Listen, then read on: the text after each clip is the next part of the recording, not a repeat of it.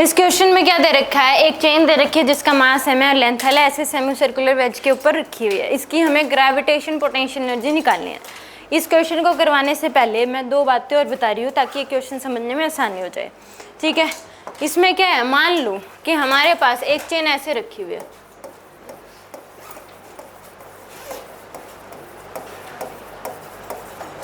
Ground से h height ऊपर, ground से कहाँ पे, h हाइट ऊपर, मास क्या है इसका m है, लेंथ l मान लो। ग्राउंड से कितनी हाइट ऊपर है, h हाइट ऊपर है, मास इसका m है, लेंथ l मान लो। तो इसकी अगर हमें ग्रेविटेशन पोटेंशियल एनर्जी लिखनी है, इस चेन की क्या लिखनी है, ग्रेविटेशन पोटेंशियल एनर्जी, तो इसकी जो ग्रेविटेशन पोटेंशियल एनर्जी होगी वो क्या हो जाएगी, mgh के बराबर हो जाएगी। किसके बराबर हो जाएगी, mgh के बराबर। क्यों, क्योंकि इस चेन के आप छोटे छोटे पीस करके सोचो कि इसके छोटे छोटे पीस है dm मास के, कितने मास के, dm मास के। हर पीस जो ग्राउंड से हाइट पे है, h हाइट पे है, हर पीस ग्राउंड से कितनी हाइट पे है, h हाइट पे। तो इस छोटे से पीस की अगर मैं ग्रेविटेशन पोटेंशियल एनर्जी लिखूंगी तो वो क्या हो जाएगी हमारे पास, dmgh के बराबर ये होगी। ऐसे ही एक अगला पीस होगा, ऐसे बहुत सारे पीस होंगे इसके dm मास के, तो दूसरे पीस के भी लिखूंगी तो वो भी क्या आ जाएगी, dmgh। अगले पीस के लिखूंगी वो भी क्या आ जाएगी, dmgh। इसी तरीके से कंटिन्यू। तो इसमें gh मैं कॉमन ले लूँ तो ये आ जाएगा dm प्लस में dm प्लस में dm प्लस में क्या आ जाएगा, dm। इसी तरीके से तो dm सारे मास ऐड करेंगे तो क्या हो जाएगा, m। तो यानी कि इसकी जो पोटेंशियल एनर्जी क्या हो जाएगी, mgh के बराबर ही हो जाएगी, क्योंकि चेन ऐसे रखी हुई है और हर पीस जो ग्राउंड से हाइट पे है वो इक्वल हाइट पे है और मास यूनिफॉर्म पहले है। तो इसकी ग्रेविटेशन पोटेंशियल एनर्जी तो क्या होगी, mgh। अब मान लो कि हमने क्या कर दिया, चेन को ऐसे रख दिया,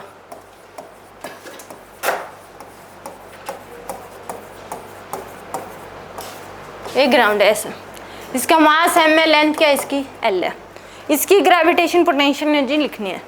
तो इस केस में हम mgh आंसर नहीं आएगा, उसका mgh आंसर नहीं आएगा, लेंथ l है तो mgl आंसर नहीं आएगा। क्यों, क्योंकि इसके अगर छोटे छोटे पीस करोगे आप तो हर पीस ग्राउंड से अलग अलग हाइट पे है, हर पीस ग्राउंड से क्या है, अलग अलग हाइट पे है, तो हर पीस के लिए जो पोटेंशियल एनर्जी होगी वो क्या होगी, अलग अलग होगी। मानते हो इस बात को। तो यहाँ पे dm मास के छोटे छोटे पीस करोगे तो हर पीस ग्राउंड से अलग हाइट पे है, तो हर पीस की ग्रेविटेशन पोटेंशियल एनर्जी अलग अलग होगी, तो इसलिए हम इसमें mgl नहीं लगा सकते। तो हम क्या कर ले कि ग्राउंड से x हाइट ऊपर, ग्राउंड से x हाइट ऊपर एक छोटा सा पीस ले लिया dx लेंथ का, कितने लेंथ का, dx लेंथ का। इसका मास है dm, मास क्या है इसका, dm, इस पीस का। इस पीस की ग्रेविटेशन पोटेंशियल एनर्जी लिख लो, इस पीस की क्या लिख लो, ग्रेविटेशन पोटेंशियल एनर्जी। तो इसकी अगर इस पीस की ग्रेविटेशन पोटेंशियल एनर्जी लिखेंगे तो dgpe के बराबर आ जाएगी, क्योंकि स्मॉल हो गया, एक छोटा सा पीस है तो उसकी पोटेंशियल एनर्जी भी क्या होगी, वैल्यू बहुत छोटी आएगी, इक्वल टू dmgx, ये होगी। मानते हो। इस dm की वैल्यू हम लिख सकते हैं कि l लेंथ का मास m है, l लेंथ का मास कितना है, m। तो एक यूनिट लेंथ का मास क्या हो जाएगा, m बाई l। तो dx लेंथ का मास क्या हो जाएगा, m बाई l इंटू में dx। ये dm की वैल्यू आ जाएगी। ये किसकी वैल्यू है, dm की वैल्यू है। मानते हो इस बात को। l लेंथ का मास m है तो एक यूनिट लेंथ का हो जाएगा m बाई l। तो यहाँ पे dx लेंथ का मास कितना हो जाएगा, m by l into dx। इसलिए dm की वैल्यू तो यहाँ पुट कर दो, dgpe इक्वल टू आ जाएगा, dm की वैल्यू पुट कर दो, m by l dx gx, ये आ जाएगी आपके पास। तो ml gx dx, ये आ गया आपके पास उस पीस की ग्रेविटेशन पोटेंशियल एनर्जी। ठीक है, अब इसको इंटीग्रेट कर दो। इस पॉइंट को मान लो x इक्वल टू 0, ये क्या हो जाएगी, x इक्वल टू l। इसको इंटीग्रेट कर दो 0 से लेके l तक, इंटीग्रेट कर दो कहाँ से कहाँ तक, 0 से l तक। तो यहाँ पे इंटीग्रेट करोगे इसको कहाँ से कहाँ तक, x इक्वल टू 0 से लेके x इक्वल टू l तक लिमिट पुट कर देंगे। तो यहाँ पे ये आ जाएगी ग्रेविटेशन पोटेंशियल एनर्जी, ये आ जाएगी mg बाई l, तो कांस्टेंट है, इंटीग्रेट x dx और लिमिट पुट करोगे x इक्वल टू 0 से x इक्वल टू l तक।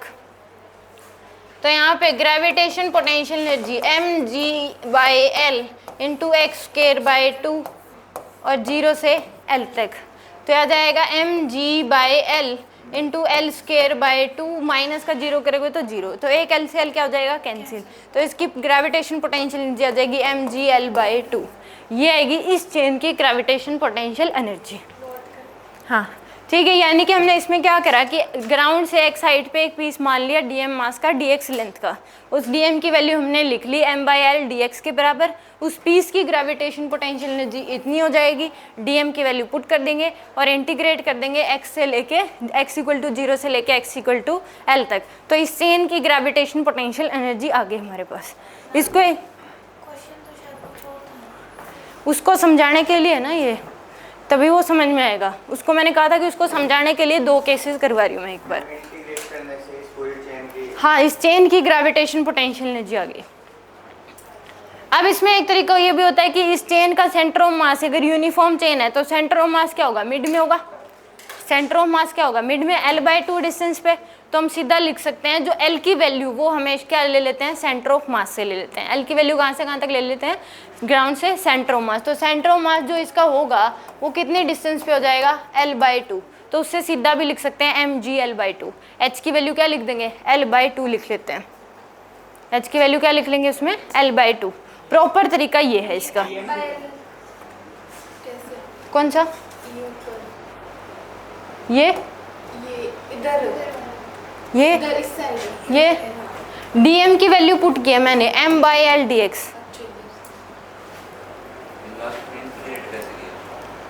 किसको, इसको, ये कह रहे हो। x dx का इंटीग्रेशन क्या होगा, लिमिट पुट कर दिया, upper limit minus lower limit, 0 से l तक लिमिट पुट किए। इस लेंथ के इसको x = 0 माना है, इसको x = इस जो अपर एंड होगा उसको x = l माना है। एक l लेंथ की, जो ये पूरी चेन का मास m था, लेंथ l थी, तो l लेंथ का मास कितना है, m है। एक यूनिट लेंथ का मास कितना हो जाएगा, m/l। मुझे चाहिए इस dx का मास, तो dx का मास कितना होगा, m/l × dx। ये dm की वैल्यू है। ऐसे ही निकालते हो। अब जब आपने जो क्वेश्चंस करे थे लीनियर मास डेंसिटी की, अगर एक चेन है उस केस में आपको ये बताना है कि चेन के केस में x = 0 पे टेंशन कितनी होगी, x = 4 पे टेंशन। तो उस केस में मास ऐसे ही निकाल रहे थे आप कि टोटल लेंथ का मास इतना है तो एक यूनिट लेंथ का इतना हो जाएगा। तो जिस भी पीस के निकालना है उसका मास ऐसे ही निकालते हैं। कोई और डाउट है इसमें तो ये बताओ। यूनिफॉर्म है तो कोई डाउट है तो इसमें ये बताओ। कोई और बात पूछनी हो किसी को, क्योंकि अगर इसे में डाउट होगा तो वो फिर नहीं समझ आएगा जो रियल क्वेश्चन मैं समझाना चाह रही हूँ।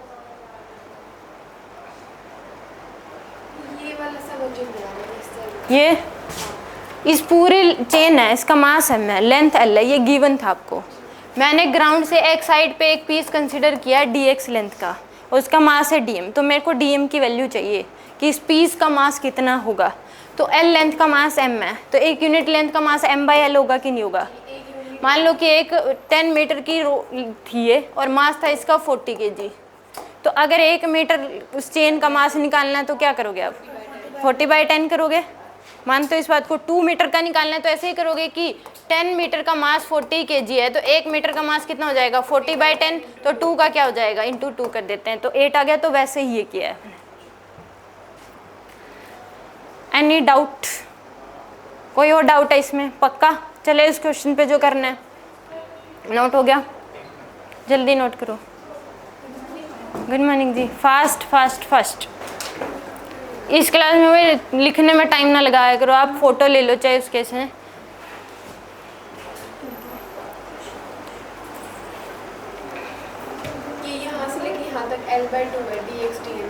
यहाँ से लेके सेंटर ऑफ मास मानना है मैंने l/2। अगर इसी क्वेश्चन को अगर ऐसे करना हो कि यहाँ पे एक चेन रखी हुई है यूनिफॉर्म मास की, वो शॉर्टकट हो जाता है, मास m है, लेंथ l है। तो उस केस में इस चेन का सेंटर ऑफ मास अगर यूनिफॉर्म होगी, मान लो ये पेन है तो ये यूनिफॉर्मली मास फैला हुआ है, तो सेंटर ऑफ मास मिड में होगा इसके। तो अगर अब इसकी पोटेंशियल एनर्जी लिखनी है तो हम ऐसा कर लेते हैं कि इसका सेंटर ऑफ मास जो होगा l/2 पे होगा, ग्राउंड से यहाँ पे सेंटर ऑफ मास होगा। तो mgh लिखते हैं। तो h की वैल्यू ग्राउंड से और सेंटर ऑफ मास के बीच का गैप ले लेते हैं, क्योंकि हमने पूरा मास इस चेन का यहाँ पे कंसंट्रेटेड मान लिया। तो इनटू में mg/l/2 आ जाएगा। ये सीधा था, वो प्रॉपर तरीका था। करें अब क्वेश्चन। अब इसमें देखो, अब इसमें भी क्या कर लो, एक पीस कंसिडर कर लो, इसमें भी क्या कर लो, एक पीस कंसिडर कर लो कि यहाँ पे ये चेन रखी हुई थी, ठीक है। इसको रेफरेंस लाइन मान लिया मैंने यहाँ से ये डी थी, यहाँ से थीटा एंगल पे, वर्टिकल से कितने एंगल पे, थीटा एंगल पे एक पीस कंसीडर कर लिया, ये वाला जिस लेंथ है डी एक्स, इसका मास क्या हो जाएगा डी एम, ये रेडियस क्या है आर के बराबर। मैंने वर्टिकल से थीटा एंगल पे इस चेन का एक पीस कंसीडर कर लिया, तो इस केस में ये पीस जो यहाँ पे एंगल बनाएगा वो डी थीटा का बनाएगा। तो इस पीस की लेंथ है डी एक्स, इसका मास क्या है डी एम, इसका मास कितना है डी एम। तो डी एक्स की अगर वैल्यू लिखूंगी तो वो क्या हो जाएगी आर डी थीटा होगी कि नहीं, ऐसा ही लिखते हैं हम, सर्कुलर मोशन में पढ़ाया गया था कि अगर कोई सर्कुलर पाथ है, अगर उसके एक आर्क की लेंथ लिखनी होती है तो आर्क जो सेंटर पे एंगल सबटेंड करती है वो इनटू में क्या कर देते हैं रेडियस, तो आर इनटू में क्या हो जाएगा sorry theta, angle subtend into में थीटा। तो इस पीस की डी एक्स की जो वैल्यू है आर डी थीटा हो जाएगी। अब हमें लिखना है डी एम की मास और लिखना है हमें, तो इसमें एल लेंथ का मास एम है, तो एक यूनिट लेंथ का कितना हो जाएगा एम बाई एल, ये हो जाएगा आपके पास। तो इस डी एक्स का मास अगर लिखोगे तो एम बाई एल इंटू में क्या हो जाएगा डी एक्स, और डी एक्स की वैल्यू पुट कर दो आर डी थीटा, तो डी एम की जो वैल्यू है वो आ जाएगी आपके पास M by L R D theta के बराबर। ये इस पीस का मास हो जाएगा। इस स्टेप में कोई डाउट है तो बताओ। मैंने इसमें यहाँ से थीटा एंगल पे एक पीस कंसीडर किया है डी एक्स लेंथ का, उसका मास मान लिया मैंने डी एम, इस डी एक्स की वैल्यू हो जाएगी आर डी थीटा, ठीक है।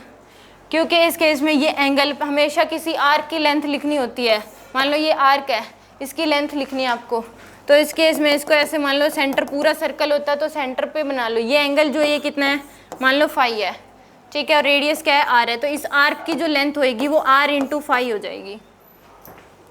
निकालते हैं, सर्कुलर मोशन में आपको बार बार करवाया भी गया था, आर इंटू थीटा होता है।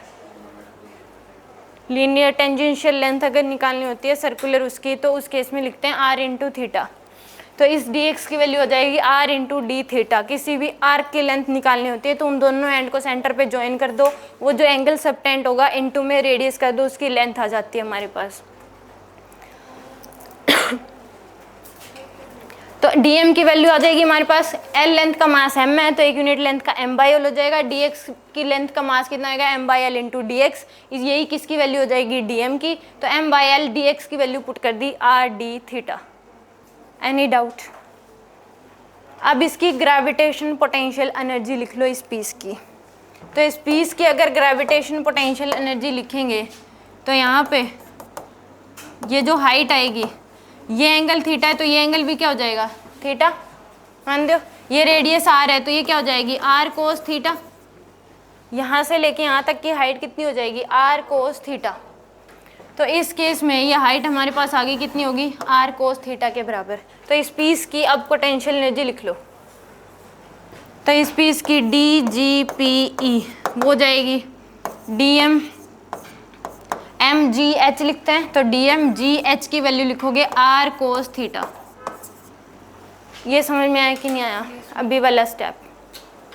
देन अब ग्रेविटेशनल पोटेंशियल एनर्जी डीएम की वैल्यू पुट कर दो M by L R D theta, DM की वैल्यू पुट कर दें M by L R D theta G R cos theta.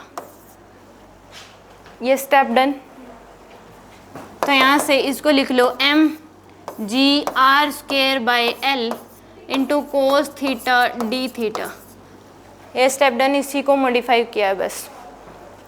कोई डाउट इसमें? अब इसमें लिमिट पुट होंगी, थीटा 0 से लेके थीटा कहाँ से कहाँ तक एल बाई आर तक। अब इसमें लिमिट पुट होंगी थीटा 0 से लेके एल बाई आर तक। इसको मैंने रेफरेंस माना है तो इस पीस के लिए थीटा है 0 डिग्री, रेडियन में ले रहे हैं, इस पीस रेडियन में ले रहे हैं तो इस पीस के लिए क्या है 0 रेडियन, और इस यहाँ के लिए ये वाला जो एंगल होगा ये वाला पूरा ये हो जाएगा एल बाई आर के बराबर। ये कितना हो जाएगा L by R, L equal to R, L equal to होता है आर इंटू थीटा, तो वहीं से आ जाएगा, सर्कुलर मोशन में पढ़ाया जाता है वही, ठीक है। तो एल बाई क्या हो जाएगा आर के बराबर, एंगुलर डिस्प्लेसमेंट ये बताया गया था। एंगुलर डिस्प्लेसमेंट क्या हो जाएगा, रिलेशन होता है एंगुलर डिस्प्लेसमेंट, टेंजेंशियल डिस्प्लेसमेंट और रेडियस में, ठीक है। तो थीटा इक्वल टू क्या हो जाएगा, एल बाई आर। इस पीस के लिए जो थीटा होगा वो किसके बराबर हो जाएगा, एल बाई आर के बराबर, रेडियन में है ये। Any doubt? अब इसी को इंटीग्रेट कर देंगे, लिमिट पुट करेंगे थीटा इक्वल टू 0 से लेके theta equal to L by R तक। इसको रेफरेंस लाइन लिया तो इसके लिए थीटा 0 है, इसके लिए थीटा क्या हो जाएगा, एल बाई आर। तो इंटीग्रेट कर दो भाई, G P D G P E equal to M R square G by L, ये तो कांस्टेंट है, ये तो क्या है, M G R square by L क्या है, कांस्टेंट है। वो थीटा तो आपने वो भी लिया है dx लेंथ का कंसीडर करके, थीटा इसका जो लिया है ये वाला, इस पीस का हॉरिजॉन्टल के साथ जो एंगल है वो थीटा है। मतलब दोनों थीटा फिर अलग अलग नहीं है, एक थीटा और एक थीटा डैश, उसमें ये वाला पूरा एंगल, ये थीटा लिया है आपने, ये इस पीस के लिए जो एंगल होगा, ये वाला पीस की अगर बात करूँ कि हॉरिजॉन्टल से कितना एंगल बना रहा है, तो एल बाई आर का बना रहा है, ठीक है। तो इसमें जो एंगल लिमिट पुट होंगी कोस थीटा के केस में, वो 0 से लेके एल बाई आर तक पुट होंगी। अब बताओ आप क्या कह रहे हो, ये कंफ्यूजन हो रही है कि थीटा तो हमने उसको भी ले लिया और यहाँ पे जो थीटा की लिमिट पुट कर रही हूँ मैं, ये बोल रही हूँ कि जो एंगल की लिमिट पुट होगी वो 0 डिग्री से लेके एल बाई आर तक पुट होंगी। कंफ्यूज मत हो। इस पीस को मैंने कंसीडर किया था कि कंसीडर कहाँ से करूँ, जैसे मैंने पिछले क्वेश्चन में उस पीस को ग्राउंड से एक्स साइड पे कंसीडर किया था, तो इसमें मैंने इस पीस को हॉरिजॉन्टल वर्टिकल के साथ थीटा एंगल पे कंसीडर किया है, ठीक है। तो यहाँ पे थीटा हर पीस के लिए अलग अलग है, इसके लिए अलग है, इसके लिए थीटा से और कम। मान लो इस थीटा की वैल्यू 10 डिग्री है, कितनी है, 10 डिग्री, ये इस पीस के लिए है। अगर इसके लिए देखूंगी तो और कम होगी, इसके लिए देखूंगी तो और कम होगी, इसके लिए देखूंगी तो और कम होगी, इसके लिए क्या हो जाएगी, ज़्यादा हो जाएगी। तो थीटा वेरी कर रहा है हर पीस के लिए। आगे समझ आपको, कोई डाउट और? अब यहाँ पे ये तो M R square G by L तो कांस्टेंट है, यहाँ पे जो वेरी कर रहा है वो थीटा वेरी कर रहा है। तो इंटीग्रेट कर दो कोस थीटा डी थीटा और लिमिट पुट करोगे थीटा इक्वल टू 0 डिग्री से theta equal to L by R तक, ठीक है। तो यहाँ पे आ जाएगा gravitation potential energy M G R square by L sine theta, cos theta का इंटीग्रेशन होता है साइन थीटा, तो साइन थीटा और लिमिट पुट करोगे 0 से लेके एल बाई आर तक, theta equal to 0 to theta equal to L by R. तो आ जाएगा M G R square by L, यह आ जाएगा साइन थीटा की जगह upper limit L by R minus sine 0 degree. तो यहाँ से आपके पास ग्रेविटेशनल पोटेंशियल एनर्जी आ जाएगी M G R square by L into में साइन एल बाई आर के बराबर, ये आंसर आएगा। इस चेन की जो ग्रेविटेशनल पोटेंशियल एनर्जी है वो इतनी है M G R square by L into sine L by R. मैं दोबारा से एक बार एक्सप्लेन करी हूँ। इस क्वेश्चन को कराने से पहले मैंने 2 चीज़ें आपको बताई थी कि अगर ऐसे रखी हुई है कोई चेन ग्राउंड से एच हाइट पे, तो इस चेन की ग्रेविटेशन पोटेंशियल एनर्जी हो जाएगी एम जी एच, क्योंकि हर पीस की ग्राउंड से हाइट बराबर है। इस केस में ग्राउंड से हर पीस की जो हाइट है वो अलग अलग है, तो हमने ग्राउंड से एक्स हाइट पे एक डी एक्स लेंथ का पीस कंसिडर कर लिया जिसका मास होगा डी एम। उस डी एम की वैल्यू हो जाएगी M by L into D X के बराबर। तो यहाँ से ग्रेविटेशन पोटेंशियल एनर्जी इस पीस की लिखूंगी तो D M G X, D M की वैल्यू पुट कर दी M by L into D X G X. अब इंटीग्रेट कर दिया इसको x इक्वल टू 0 से लेके x इक्वल टू एल तक। तो इंटीग्रेट करके यहाँ पे हमारे पास आंसर आ गया कि इसकी ग्रेविटेशन पोटेंशियल एनर्जी होगी एम जी एल बाई 2 के बराबर होगी। And out. तो सेम इस क्वेश्चन में अगर देखोगे तो मैंने क्या किया है कि इस चेन के केस में यहाँ इसको रेफरेंस मान लिया मैंने थीटा इक्वल लीजिए, तो यहाँ से वर्टिकल से थीटा एंगल पे एक पीस कंसीडर कर लिया जिसकी लेंथ है dx, उसका मास है dm, और ये पीस यहाँ पे सेंटर पे d थीटा का एंगल सबटेंड कर रहा है। तो इस dx लेंथ की जो dx की जो वैल्यू होगी वो r d थीटा के बराबर हो जाएगी। dm की जो वैल्यू है वो हो जाएगी m by L r d theta. तो मैंने इस पीस की ये हाइट लिख ली क्योंकि यहाँ पे इस ट्रायंगल का यूज़ कर लिया, ये r है, ये एंगल थीटा है तो ये भी थीटा हो जाएगा तो इस केस में, और ये आर होगी आपके पास तो ये हो जाएगी आर कोस थीटा, और ये क्या हो जाएगी आर साइन थीटा। अब यहाँ पे इस केस में ग्रेविटेशन पोटेंशियल एनर्जी अगर इसके लिखूंगी तो D M G R cos theta हो जाएगी, क्योंकि एम जी एच होता है फॉर्मूला, तो इसका पीस का मास है डी एम इंटू जी, और हाइट जो ये आर कोस थीटा है। डी एम की वैल्यू पुट कर दी M by L R D theta G R cos theta, M G R square by L cos theta D theta, और integrate कर दिया मैंने यहाँ पे और लिमिट पुट कर दी 0 से लेके एल बाई आर तक। तो कोस थीटा का इंटीग्रेशन होता है साइन थीटा, लिमिट पुट करिए upper limit L by R minus lower limit 0, तो यहाँ से सोल्व करके आंसर आ जाता है एम जी। वहाँ पे वो डिफरेंशिएट करा है क्या एम बाई एल और 1 को? एम बाई एल और 1 को डी एक्स और M by L D X ये न्यू नहीं, डी एक्स का मतलब होता है स्मॉल पीस है, डिफ्रेंशिएट नहीं किया, मतलब एक पूरे की लेंथ L थी तो उस पीस की लेंथ dx मान लिया, dx यहाँ पे लेंथ है उस पीस की, और dm है उस पीस का मास जो कि बहुत कम होगा क्योंकि लेंथ बहुत कम है उसकी। निकाल कैसे निकालोगे, हर के केस में अलग अलग होगा, हाइट उसकी कितनी निकालोगे, कैसे निकालोगे, कहाँ पे होगी, कितना एंगल सबटेंड करेगी, सब कुछ अलग होगा। तो इसके लिए आंसर आ जाएगा M G R square by L sine L by R. ठीक है जी, एनी डाउट? एक क्वेश्चन और करा दूं? नहीं?